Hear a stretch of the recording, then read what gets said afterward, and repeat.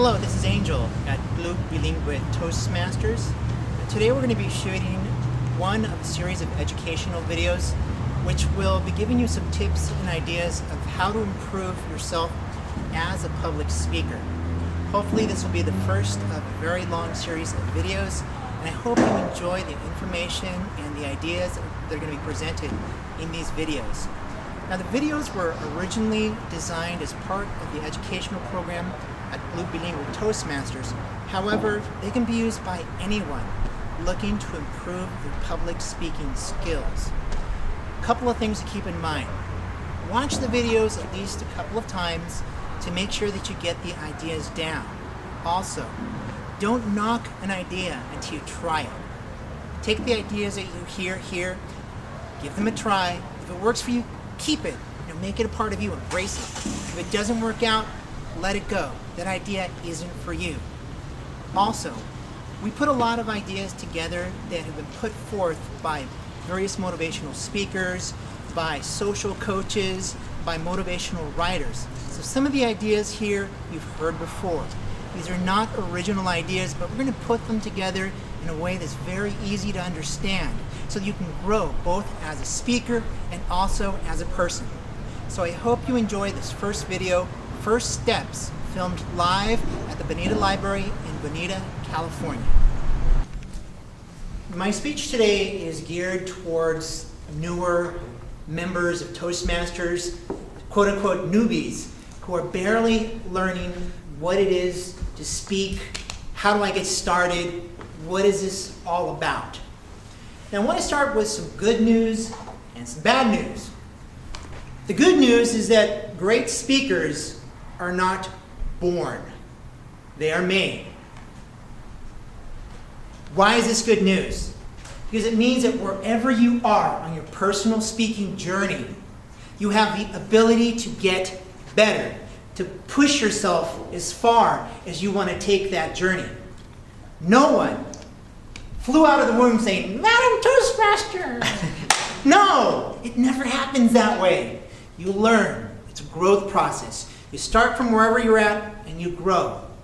But why is this potentially bad news also?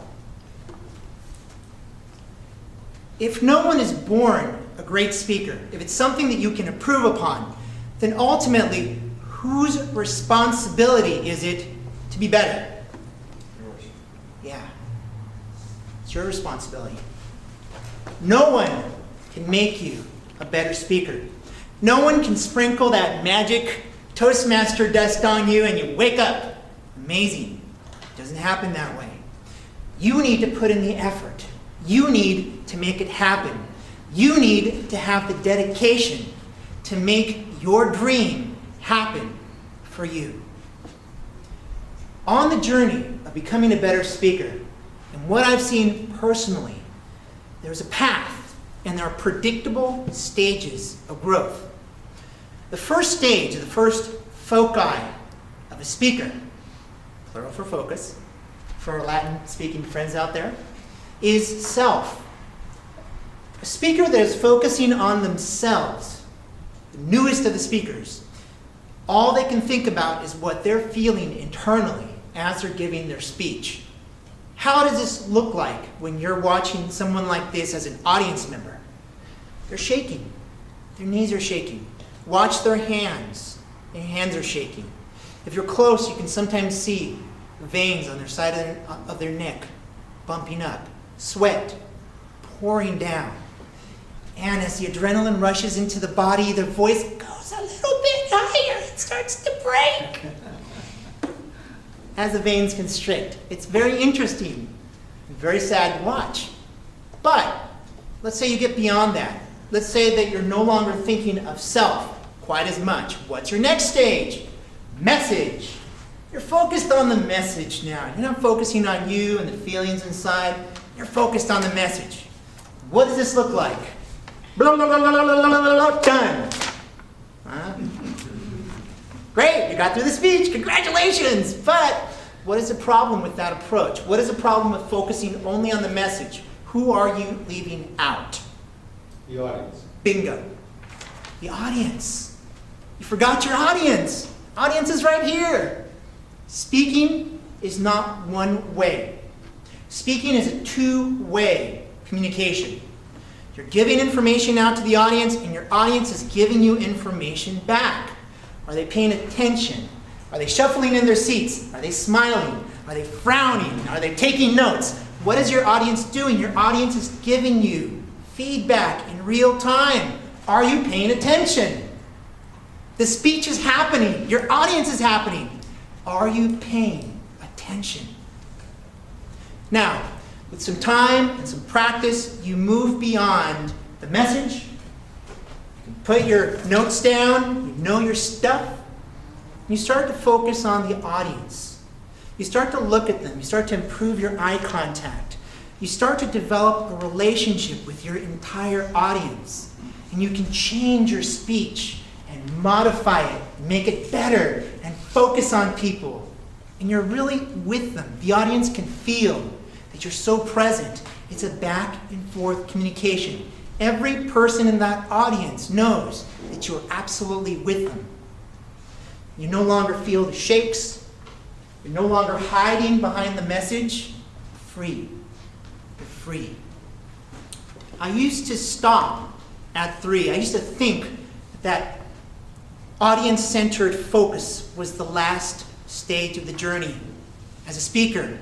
But then I slowly discovered that that wasn't it. There is a 4th stop on the journey. You. If all I care about is my audience's reaction, and I structure every speech hoping to get a reaction from my audience, a certain reaction, I am placing the entire responsibility of the success or failure of my speech on the audience. Can I control the audience? If I'm looking at someone and they're frowning, is it that they don't like the speech, or maybe they're having a bad day? Maybe there was a lot of traffic on the way to the meeting. Maybe something's going on that I have no idea about.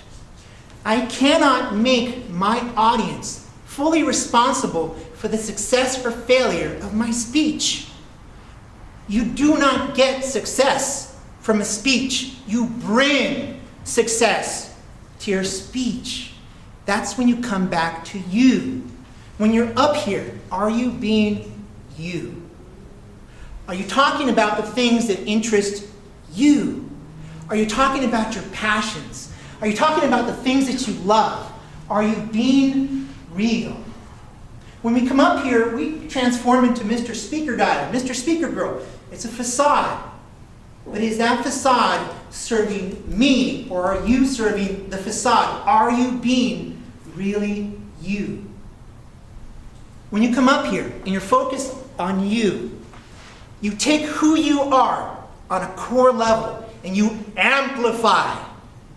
Make yourself louder and project yourself out to the audience. And you give the audience the choice. Take me or leave me. Love it or leave it. Love what I do or not. It's your decision. My success is no longer in your hands. My success, my win, was I authentic? Was I real? Was I speaking from the heart? Was I being an angel? If I can say yes, if I can answer yes to that question, if I was being myself 100%, as hard as I could be me, I win.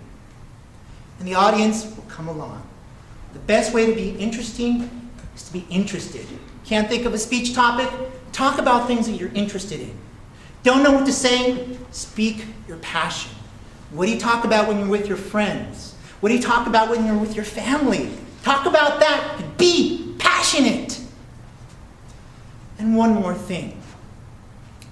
Remember that on your journey to becoming a better speaker, it's not a smooth line of progression where every single time you give a speech you get better and better and better. There's plateaus, growth, plateaus, growth, plateaus, growth. You do get better, but it's not smooth. There's going to be times when you're going to struggle with certain things. Keep going. Don't stop. No matter how long you're in that plateau or how hard it seems, keep going. Don't stop. You will get better. I guarantee you. And honor the journey that you're on as a speaker. Honor your personal journey of growth. Honor the little victories, the little speeches that you got right. And those little victories turn into bigger victories, and bigger victories, and bigger victories.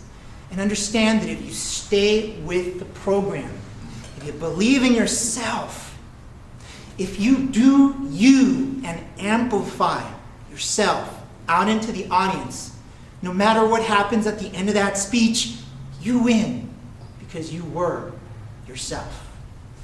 Mr. Toastmaster. All right.